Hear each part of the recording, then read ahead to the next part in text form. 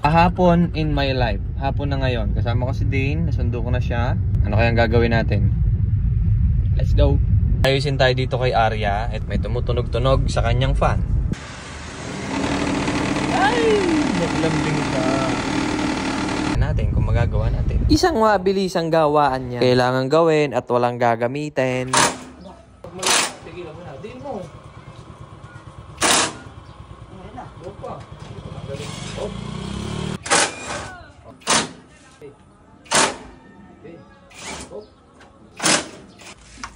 Binutin natin to.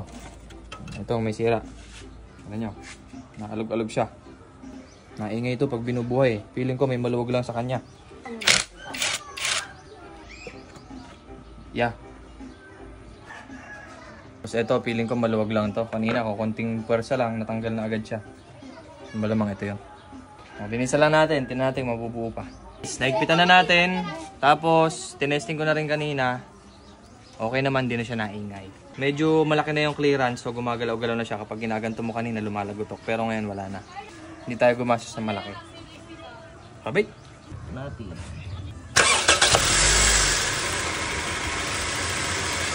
Running. Yan. Fix na. Hindi na siyang ingay.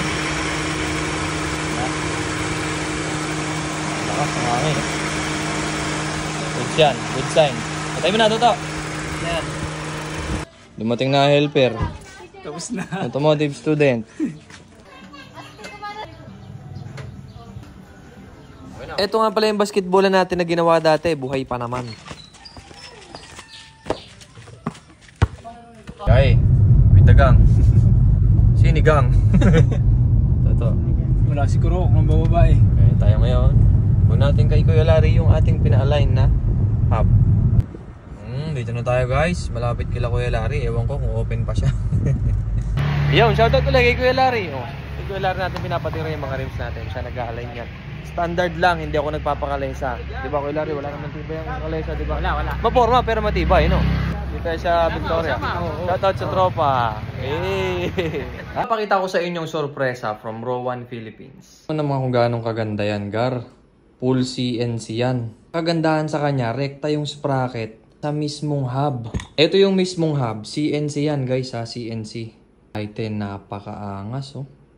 Prototype pa to. Finish pa sa mukha to. Ito yung kay Hera. Naka-lighten lang yan. Ayan. Lighten lang yan. Ito ipapalit natin. Napakaangas naman talaga. Straight from Thailand. Ano sinasabi ko sa inyo? Prototype yan. Straight from Thailand. Kasi di ba galing tayo ng Thailand yung nakaraan. Ito kukumpleto sa full CNC mo na motor. Kung saan nyo gustong i-apply. Basta naka-drum brake kayo. Goods na goods to. Ang ganda, oh. Sabing swabe lang talaga, oh. Prototype yan, guys. One of one dito sa Pilipinas. Inawitan ko na agad kay Boss Rowan.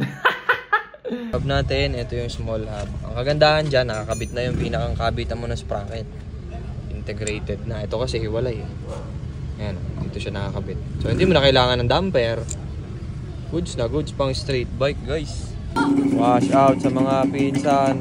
Oo, macho mo naman dyan. Super. Nagpa-full tank na nga rin kami ni Dane. Papunta kami ngayon ng San Pablo. Iniwan ko na yung aking mga pinsan. From ubos na tangke, nagpa-full tank tayo. At ang inabot.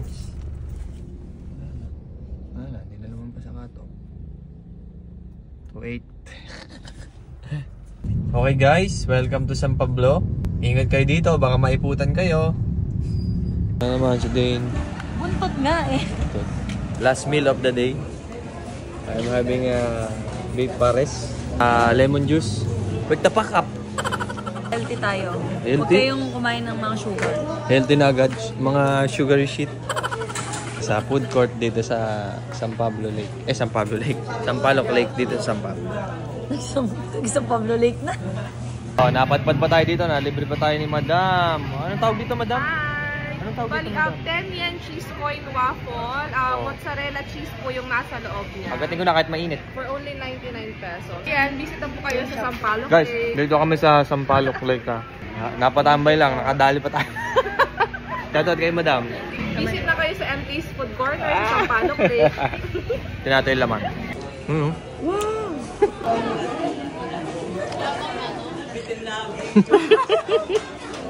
And guys, shoutout doon sa mga nakita natin doon kanina. Hindi na ako nakapag-video kanina. Shoutout na lang sa inyo lahat mga tol. Good night. Oh. Okay. Good night. Ayun, shoutout sa mga tropa. Palayo pa.